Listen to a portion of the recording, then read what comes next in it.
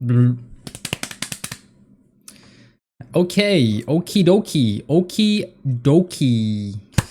Okay, YouTube. In this video, I want to cover off something a little bit different. I want to give you guys an in-depth view and share my knowledge and experience on how you can grow your videos on YouTube organically. This is not going to be like one of those videos where they give you top 5 tips or anything similar to that. The purpose of this video is to give you a deeper understanding about how YouTube will help you grow only if you understand what YouTube really does with your video. The reason why your videos aren't getting traction is not because of your quality of content, even though it might be high. It's because you're not allowing YouTube to properly inform the machine about where to place your video. In this video, I'll provide an explanation, maybe a couple of tips on what to do and what not to do, and ideally this will help you grow your channel a little bit. I'm not talking millions of views because, let's face it, I don't have that, but it would get you at least a couple of organic views, and once you start to see those come through, it'll feel very rewarding. YouTube is first and foremost a search engine. In fact, it is one of the largest search engines, only second to Google search. And as a digital marketer who specializes in Google search, I feel like I have a good understanding on how search engines work. I've also been posting videos on YouTube for over about a year now, and although I haven't had great success, I've gathered a lot of data from the analytics tab that provide a lot of insightful tips that might help you grow your channel.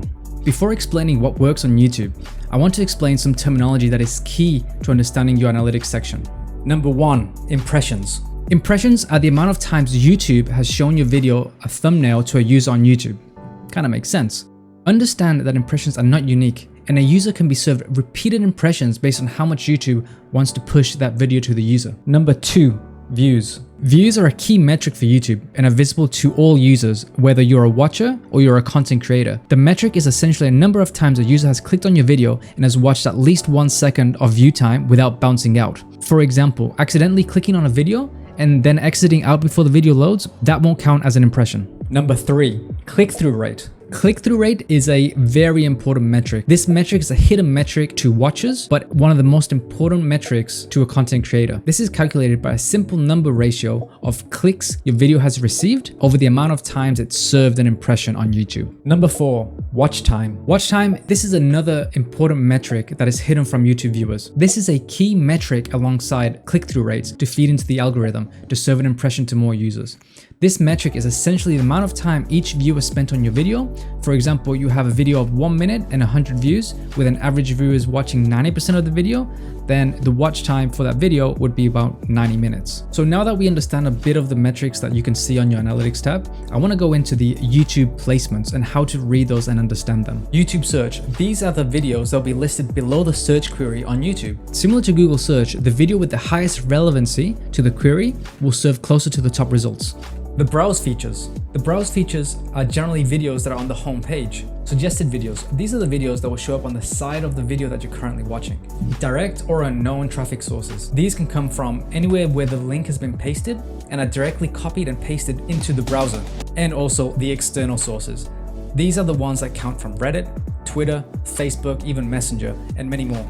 With that list of terminology and placements out of the way, I want to explain what the YouTube algorithm is and what works for you to best utilize the algorithm. Such as the Google search engine, YouTube is primarily based on providing a list of results based on the user query. For example, if you want to learn how to make bread, you will query the engine something similar to how to make bread, learn to make bread at home. Although all these terms are similar, they might return different results each time, but they might be in scrambled up positions. What we can infer from this is that YouTube doesn't return videos that exactly match the title, but also gather context from the video. This is called a broad or phrase match result. However, if you had a video with a very unique title such as "Today, February 18, I went for a walk and saw a dog with 5 legs under a bridge in the Maldives." In this case, YouTube will return the exact video as number 1 and return below it similar videos based on the context. This is called an exact match return. So we can understand the context of how the search engine works. I've broken it down in multiple different categories. Number 1, the video title. This is key for gaining organic views. It's on top of the hierarchy for the search engine. It is the most relevant first thing a user will be able to read after making a query. The video thumbnail. YouTube will scrape the thumbnail for any text and place this into the machine for learning context. Not very relevant, however, it helps boost context for the user. Some content creators don't necessarily have to have text and thumbnails, but sometimes it does help drive a better CTR. Number 3, video description. This is second in the hierarchy for context on the search engine. It is where you will explain the content of the video, allowing proper in-depth description will give YouTube more data to match the best video to the query that the user is searching for. Number 4, the tags. Many people will swear by tags, but they're not as relevant as people think. It's a good idea to cover your bases with proper tags relevant to the video, but by just adding all the tags you can think of, it will not boost the video organically because all the other signals that you're feeding into the machine, that might contradict the context you're already building. If you do use tags, be relevant and don't broaden it because those tags will be ignored. And lastly, video content. Although a little controversial, as we know, YouTube has been investing a lot of time and money into machine learning and voice-to-speech technology. This is how subtitles are created, or even translations. However, the voice-to-speech technology is not just for creating subtitles or translations. It helps YouTube to add even more data and signals to the video. So what can we understand and gather from all of this? When creating your video, you need to understand that you need to be able to link everything you're making to that query. It's super important. So for example, if you're making a tutorial of anything, make sure that you have what the tutorial is about in the title of the video. You want to make sure that you explain what you are doing in the description, step by steps. You want to also make sure that in the video you say what you are doing, mention the title of the video. In your tags, ensure that you keep them as relevant as possible to the context of the video and don't broaden them too much. It does more harm than it's helpful. And lastly, make sure that your thumbnail, if it has text, it's clearly legible to both the user and to YouTube. So in summary, when you're building a video, you want to be thinking ahead. You want to be thinking about what the user or the watcher in this case will be looking for. What solution do you have to their problem? Are they trying to learn a new skill? Are they trying to find entertainment? Are they trying to find some sort of news?